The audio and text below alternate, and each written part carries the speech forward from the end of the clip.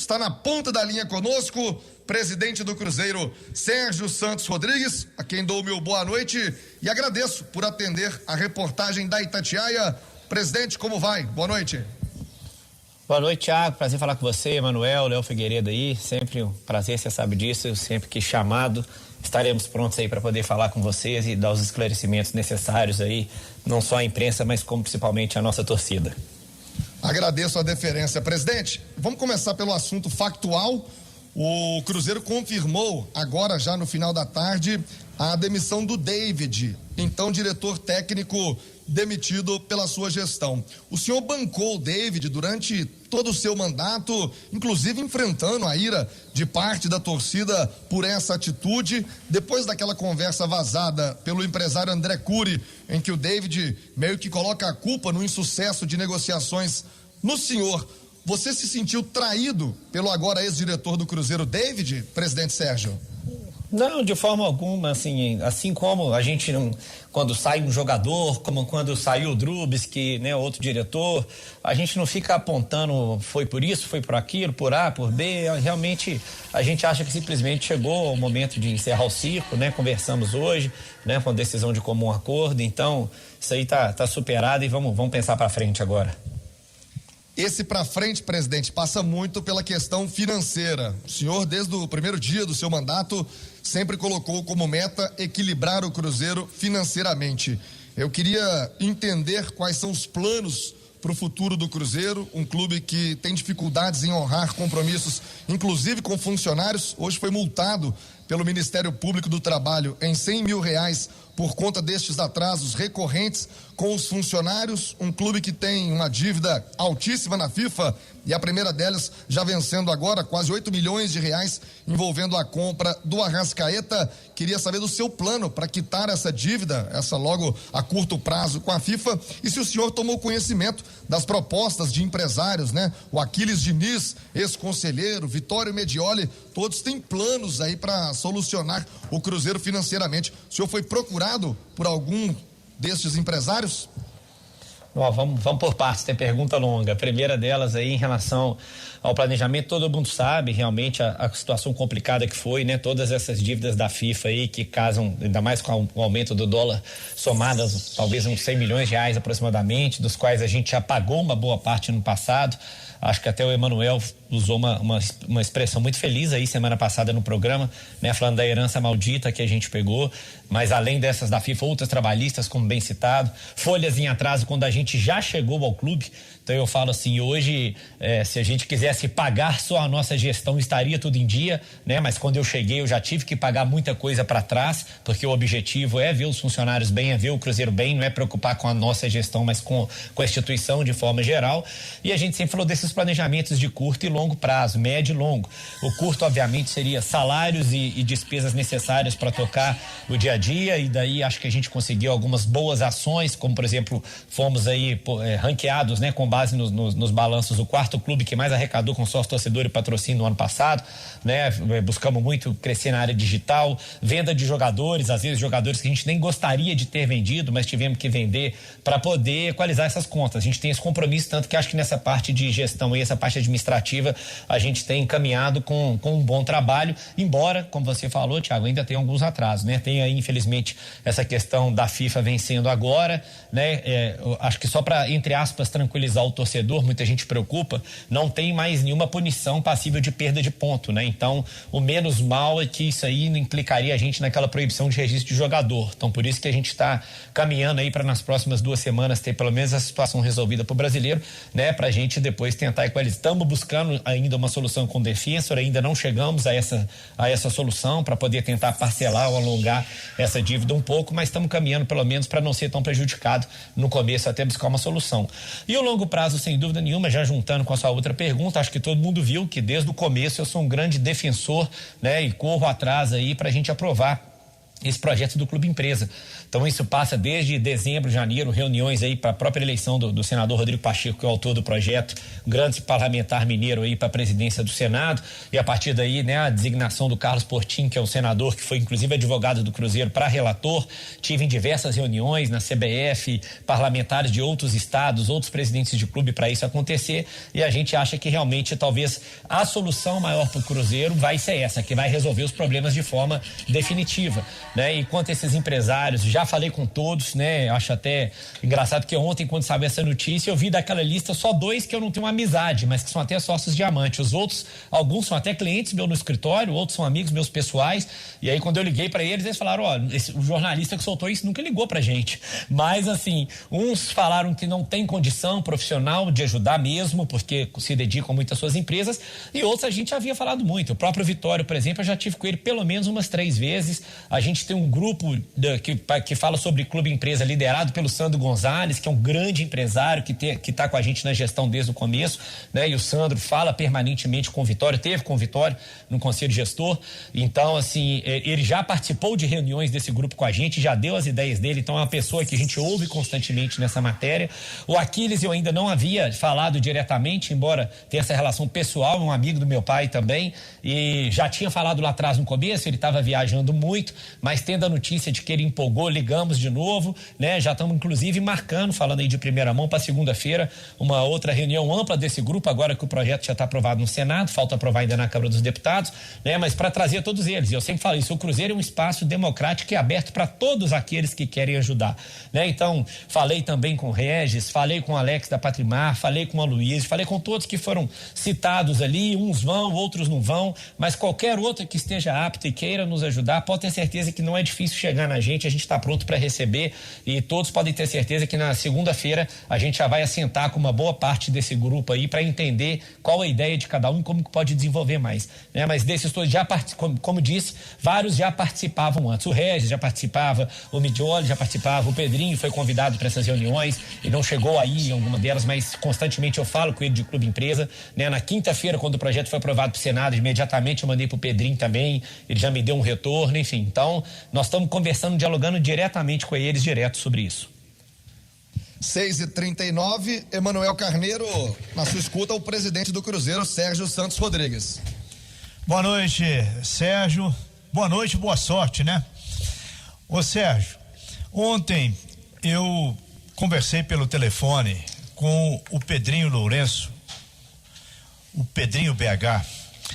Ele se mostrava assim um pouco magoado por não ter sido ouvido logo após aquela eliminação do Cruzeiro pelo América no Campeonato Mineiro, de sugestões que ele deu, dizendo que o Felipe Conceição não era o perfil de técnico do Cruzeiro, falou sobre o David, sugeriu o Alexandre Matos, falou em Dorival Júnior, chegou a falar em Vanderlei Luxemburgo e disse que o Cruzeiro tinha, a partir daquela data, 20 dias para repensar os seus jogadores, o seu elenco, mudar a comissão técnica. Nada disso vingou. E depois, para surpresa dele, o Cruzeiro contratou técnico, contratou diretor de futebol, o Cruzeiro manteve o David. O Pedrinho é figura muito importante pela história, pelo passado que ele tem de ajuda ao Cruzeiro, mas é importante também nesse momento em que o Cruzeiro precisa matar um leão todo dia aparece uma dívida diferente e coisa urgente. Eu gostaria que você falasse nesse momento sobre a relação Sérgio Santos Rodrigues, Cruzeiro e Pedro Lourenço. Bom, Manuel, boa noite. A pergunta é muito pertinente e assim, desde o começo eu coloco, quando eu fui ser candidato, eu fui lá, perguntei ao Pedrinho se ele apoiaria, se ele não, aliás, ele seria o candidato sem dúvida nenhuma, unânime, né? A gente sabe que o Pedrinho, se quisesse ser presidente do Cruzeiro, era só colocar o nome, nem precisava de eleição, e ele não hipotecou a ajuda, e eu pedi ele que me ajudasse, e naquele momento, foi até a primeira vez, e já convidei outras, falei: Pedrinho, você quer ser o vice-presidente de futebol do Cruzeiro? que é de porteira fechada, pode tomar a definição que você quiser, não tem problema para mim. E ele sempre falou que não, vai ajudar no que eu posso, mas isso aí eu não consigo assumir. E já fiz outras vezes esse convite, né? Então, assim, recentemente aconteceu. Vem a contratação do Felipe, que foi muito noticiado e foi, né, um pedido dele também, né? Tanto que recebeu o Felipe comigo, as contratações que o Felipe vieram também, né? A gente sempre conversou e, de fato, ocorreu essa questão na época do América. O que eu explicava para ele era: Pedrinho, vamos esperar mais um pouco, porque acho que a gente está vendo uma evolução. Tiveram 2 derrotas agora, claro que nós vamos mexer no time, etc e tal. E eu sabia que ele era contrário, mas mesmo assim a gente continuou conversando.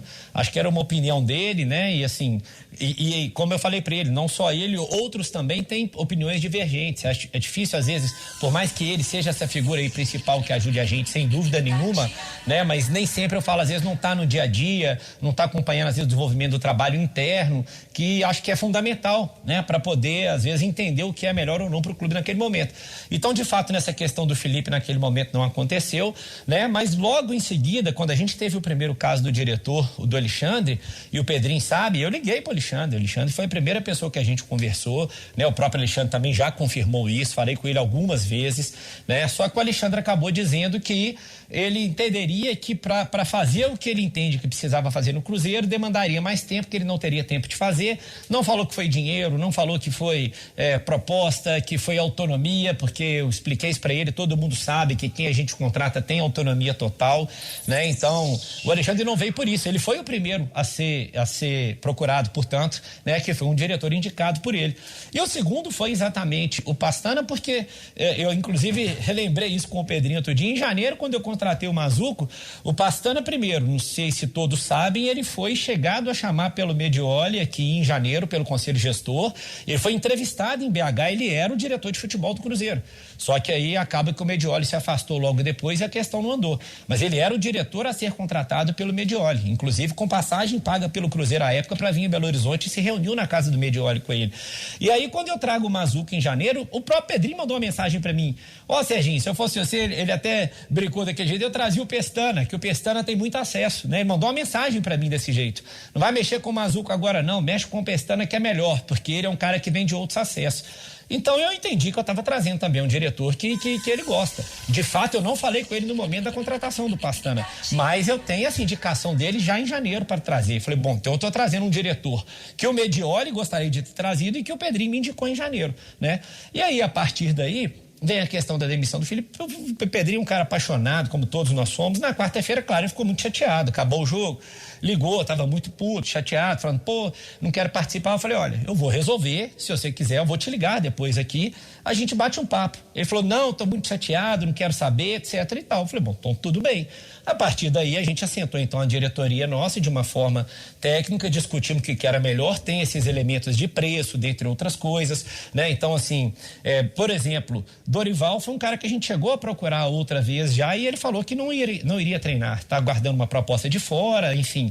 Então, assim, acho que são opiniões. Eu acho que, infelizmente, nem sempre a gente vai conseguir ouvir uma só, mas eu reitero aqui o meu carinho, o meu agradecimento. Eu falo com ele para essa reunião, como eu falei, de segunda-feira, que vai discutir o Clube Empresa, ele vai ser chamado, tanto que na quarta-feira, vai ser chamado, não, já foi chamado, na quarta-feira que a gente foi desclassificado, na quinta aprovou o projeto de lei, ele foi a primeira pessoa que eu mandei uma mensagem para ele, falei, olha só que bacana, já foi, e ele me respondeu, né? Então, assim, eu sei que, né, nesses momentos ele sofre muito com a situação do Cruzeiro, até porque, como a gente fala, sem dúvida nenhuma é a pessoa que mais ajuda o Cruzeiro, né? Então ele sofre muito, às vezes fica um pouco mais exaltado quando acontece um resultado adverso.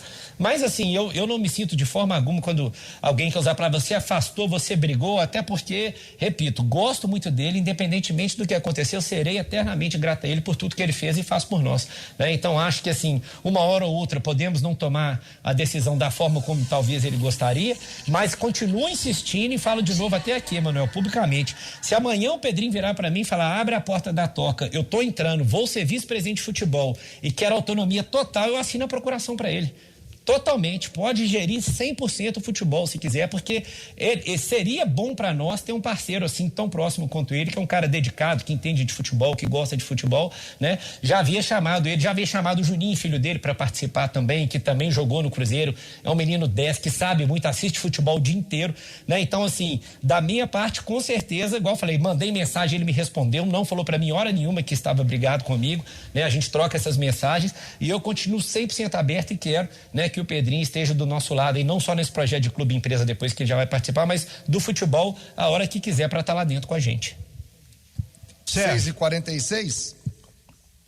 Deixa eu fazer mais uma pergunta ao Sérgio, Thiago, é o seguinte: o pesadelo que todo cruzeirense tem toda noite sem exceção é o Cruzeiro permanecer mais um ano na Série B, e o começo não foi nada razoável, preocupante. O que você, usando aqui a Itatiaia para falar aos milhões de cruzeirenses, o que você poderia dizer nesse momento, a sua expectativa, o que está acontecendo para uma reação, para que o Cruzeiro volte a ganhar jogos, mesmo com esse elenco? Você estaria com a possibilidade de contratar jogadores? A informação da sua boca, vira uma palavra oficial. Eu gostaria de ouvi-la. Que é sempre a melhor, né, do que especulação, né, Manuel? Por isso que eu sempre tenho o prazer de atender vocês quando vocês me convidam, porque eu sei que a repercussão é grande e, como você falou, quando sai da nossa boca, ela é oficial. Bom, primeiro que pode ter certeza é que a gente está trabalhando muito no mercado. Então, a vinda do Pastana veio por isso, né? Como a gente já falou, é um cara que tem muitos acessos recentes, conhece a divisão como ninguém, é um cara que, junto com o Mozart, pegou um CSA no passado em 16º e terminou em 5º, quase subiu, ficou 3 pontos. Queira ou não, é um time que acho que a gente se lembra bem, que eu não gosto nem de lembrar daquele jogo no Independência, que a gente poderia estar num caminho de ascensão, ganhou da gente aqui dentro e jogou muito bem, né, em cima do Cruzeiro, já com o Filipão, né? Então, assim, eu acredito nesse modelo de jogo, nessa forma como eles pensam, gostei muito da forma como a gente tratou com o Moza. Acho que domingo a gente já teve outra postura em campo, de vibração, etc e tal, quando a gente analisa, assim, chances de gol, jogo, tá o ideal? Claro que não tá ideal. Então, em razão disso que a gente vai buscar essas melhoras. Então, a gente já traz o Giovani, que é um cara que jogou com eles, que eles gostam bastante, né? Que, infelizmente, o Felipe não quis aproveitar, mas a gente pôs essa cláusula de retorno e já chegou muito animado, né? Conversamos bastante, estava super feliz de voltar e estamos olhando outros nomes de mercado. Mas é claro, Emanuel, o que a torcida precisa entender? Eu falei, hoje é onde o Cruzeiro tá. Quando eu faço reunião e eu recebo muita gente, mas tem que trazer o fulano, esse ciclano, foi até o dia que eu dei explicação, questão do Filipão.